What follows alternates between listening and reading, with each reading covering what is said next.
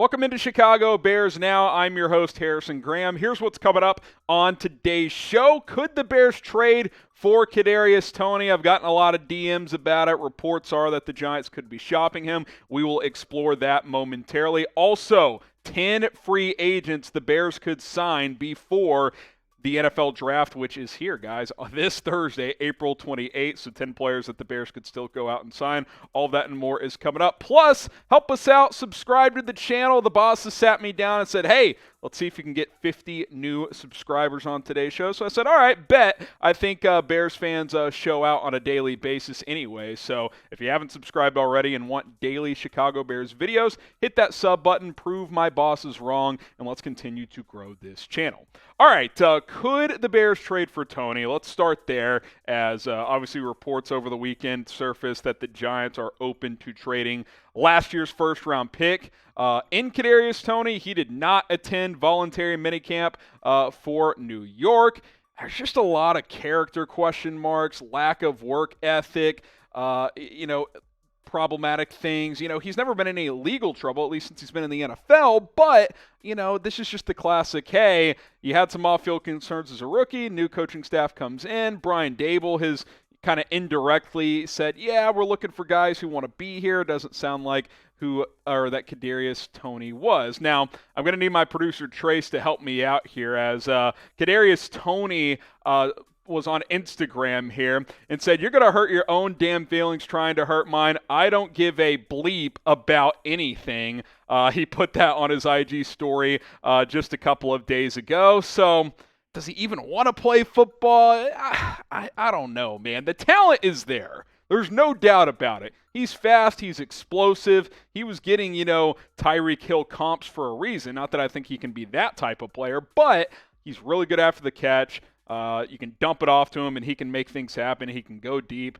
This is pretty risky, though, man. I don't know. I don't think he's got the right headspace to be a cornerstone player for an NFL team. And let's be honest, if the Giants are trying to trade him after 1 year, even though it's a new regime, that speaks volumes. I think that's a pretty big red flag. So what do you guys think? Should the Bears trade for Kadarius Toney? Here's to see where you guys fall on this one. Type T for trade, type P for pass.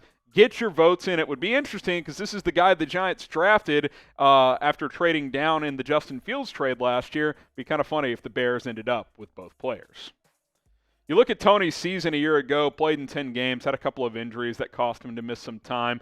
39 catches on 57 targets, 420 yards, no touchdowns. I'm not going to say that was all on Toney. That Giants offense wasn't great either. You average that out over a 17-game season, maybe gives you 700 yards as a rookie. That certainly wouldn't be bad, especially playing for a bad New York team. And look, make no mistake, if he's fully engaged and locked in, he potentially could be your number 2 receiver behind Darnell Mooney. And the speed on this offense with Mooney, Toney, and Pringle would be electric. I just don't see Poles making a move here. One of his first big moves would be trading for Kadarius Toney, a guy who has some red flags already. I don't know. I mean, that's a bit of a tough sell. He's an intriguing player. He's talented. But if he gets traded after 1 season with the Giants, I think that tells you a lot about the type of player that you might be dealing with. So I don't think Toney's getting traded to the Bears, but if he does, we'll have you covered. We also have you covered on our main Chat Sports YouTube channel with more NFL news and rumors. Plus, you guys need to subscribe over there right now because we will be live for the entire 2022 NFL Draft starting on Thursday night. You guys will see me a lot on our coverage over there, along with our draft analyst, Tom Downey, Chase Sr. You'll see some of the other folks here at Chat Sports from time to time as well. Obviously, our production team doing a great job also. Subscribe, mark your calendars, youtube.com/chatsportstv, live for all 3 days of this year's NFL Draft from this Thursday through Saturday. All right, let's shift from Kadarius Toney, a trade rumor there, to NFL free agency. Let's take a look at 10 players the Bears could sign before the NFL draft gets going here on this Thursday. We're going to go ahead and get into 10 guys that I think could make some sense for the Bears, as obviously they still have several needs to fill. Let's start with a familiar face. How about Akiem Hicks? who remains unsigned, obviously has spent the last several years with the Chicago Bears. And, we've talked about how bringing him back probably doesn't make sense. Different regime, new scheme on defense from a 3-4 to a 4-3. But his old pal Eddie Jackson appears to be recruiting him, tweeting this out a couple of days ago. Can we bring back at the Dream 99? That, of course, is Akiem Hicks' Twitter handle. Akiem Hicks replied and says, "Block boys, big love, Bo." Obviously, Bo Jackson, Eddie Jackson there on that front. I'd be okay with it for the right price if it was cheap enough. I'm open to it. You certainly could use another defensive tackle. I do wonder if the scheme switch kind of impacts the type of player Akiem Hicks can be. That doesn't mean he can't play at a 4-3. He's just a good football player. But you factor that in with, he's getting older, increasing injuries over the last few years.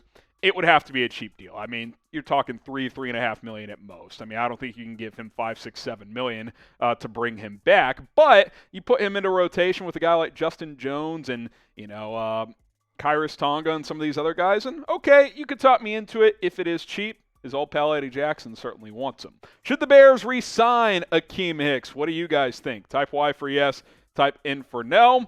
I'm still leaning that it probably won't happen, but again, if the price is right, you could talk me into it.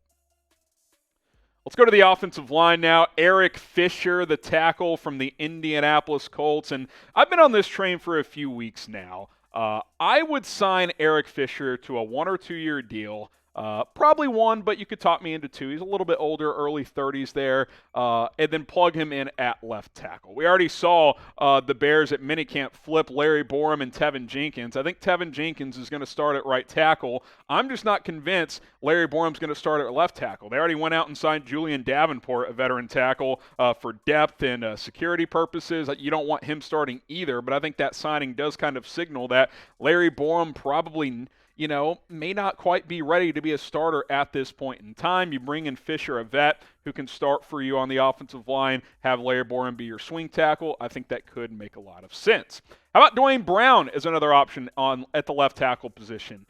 Did give up some sacks. Both these guys did last year, but I think Fisher will bounce back a full year removed from the Achilles. Dwayne Brown, still a solid player at his advanced age. This would obviously just be a 1 year deal because I think he's 36, 37 now. 1 year, $2-3 million. I don't know who will be cheaper. I would think Brown would be because he's older, but I think either of these guys could be plug and play starting left tackles for 1 year, kind of like how Jason Peters was a year ago. Let's go to wide receiver now. How about T.Y. Hilton, who obviously has the connection to Matty Eberflus with the Colts. Still has good speed, can still get downfield, get vertical, and stretch defenses out. Injuries have piled up a little bit here. He certainly isn't what he was 3-4 years ago, but is a number 3 type of receiver, a guy who can rotate in even if he's not playing a majority of the snaps. I think he could still connect on some big plays downfield with Justin Fields, and I think that could make some sense if he is cheap enough. How about Jarvis Landry now? I don't think the Bears are going to be near the top of his list, and I do think that Jarvis Landry still wants a lot of money. There was a report that came out that Landry fired his agent because he wanted $20 million a year, and his agent was probably like, yeah, you're not going to get that. But I wouldn't even give him $10 million a year, to be quite honest. So could you get him at 7, 8 on a 1 or 2 year deal? I don't know. I think this one's a little less likely than some of the other guys because he wants big money. All the teams he's connected to are like, teams that are expected to contend this year where, the Bears aren't expected to necessarily do that. So for those reasons, I think this was more of a long shot, but a guy worth inquiring about if you are the Bears. Pick a receiver, T.Y. Hilton, Jarvis Landry. Certainly Hilton will be cheaper, but Landry probably better. Type T.Y. for T.Y. Hilton. Type J.L. for Jarvis Landry. Who would you rather the Bears sign in free agency? All right, 5 down, 5 to go. Tyrann Mathieu, the safety, who's kind of been linked to a ton of teams, the Eagles, the Saints, the Steelers, the Raiders, but he remains unsigned. I kind of think he's going to wait until after the draft at this point. I know this is a video to focus on guys to sign before the draft. I'm guessing he'll wait until after, see how teams' defensive backs groups look after the draft plays out, and then he'll make a decision at that point in time. I've said it before, I've said it again. I would be open to this for the right price because You don't want to go completely young across the roster. He'd bring some leadership. He has a connection to Ryan Poles. Could you get him for 1 year and $8 million? Maybe. A lot of that money is dried up in free agency. Anthony Hitchens, one of Tyrann Mathieu's former teammates, and also a player who has a connection to both Ryan Poles and Matt Eberflus. Quality linebacker for a long time. He's certainly not at his peak, but here's what we do know, that Hitchens did take a visit to Hallis Hall last week before last. It's been the last couple of weeks. He visited around the time that Matt Adams signed, if I remember correctly. So keep that in mind. I think, combination of, Hitchens along with Nick Morrow behind Roquan Smith, that could be a solid 1-2-3 punch there, with obviously Roquan being your star linebacker there. But I'd be open to this as well, and I don't think Anthony Hitchens would cost that much money. How about a familiar face, an old pal, Kyle Fuller, the cornerback who spent last season with the Broncos, and quite frankly, kind of was terrible last year. So that's kind of the question I have is, was last year a fluke, or is Kyle Fuller washed at this point? I'd like to think he's better than he was last year. Now, he's probably not as good as he was a couple of years ago when he was still playing really, really well for the Bears. But, think of it this way. Do you think Kyle Fuller or Thomas Graham has a better chance of being a quality CB2? The answer might be, I don't know, but, I would tend to think Fuller would be better. How about this? If he's not getting offers to guaranteed to start somewhere, competition, bring him in. Hey, you, Kyle, Thomas Graham, Kendall Vildor, y'all go compete for CB2. Maybe a draft pick gets in that competition as well. I'd be open to it. He shouldn't cost a lot of money because, like I said, he was bad last year. But he's only 30. It's not like Kyle Fuller's 33. Corners fall off a cliff at a certain point. Maybe that's already happened with him, but I'm hopeful that is not the case. Should Chicago bring back Kyle Fuller? Type 1 for yes, type 2 for no. Again, with a lot of these guys, the consistent theme is yes, if the price is right. And quite frankly, for Fuller, I don't think you're going to have to spend that much money. Let's circle back to the offensive line now. Trey Turner, a player we've talked about a couple of times here on Bears Now, a guy who I think could be a plug-and-play starter at guard. Now, we talked about Fisher and Dwayne Brown. Now we talk about Trey Turner. The Bears might wait and see on the offensive line. All right, let's get through the draft, see what we have at our disposal on the line, and then sign either a guard or a tackle, depending on who the Bears draft. Because, for example, if the Bears draft Kenyon Green, you probably don't need to sign a guard because you look at the depth chart, Green plugs in at right guard, Dakota Dozier's kind of your swing guard, Sam Mustipher can be a depth interior lineman, probably don't need it. But what if you draft a tackle like, what's the name, Bernard Raymond, for example? Then you still probably need a guard, right? So it could depend on what happens in the draft, but I'd be comfortable with any of the three offensive linemen I've mentioned in the show to sign before the draft, that being Trey Turner, and then, of course, Eric Fisher and Dwayne Brown. All right, one more name who's been in the headlines recently. I'm not particularly interested in signing him, but kind of wanted to gauge your guys' interest. Earl Thomas. Apparently he wants back in the NFL, hasn't played since 2019. Let me first say, I don't want Earl Thomas for a variety of reasons. One, apparently he was a lot of insubordination during that season with the Ravens. He would just do whatever the hell he wanted and did not listen to coaching. And then two, he has some off-field issues. He's involved in a sexual scandal that his brother's involved in.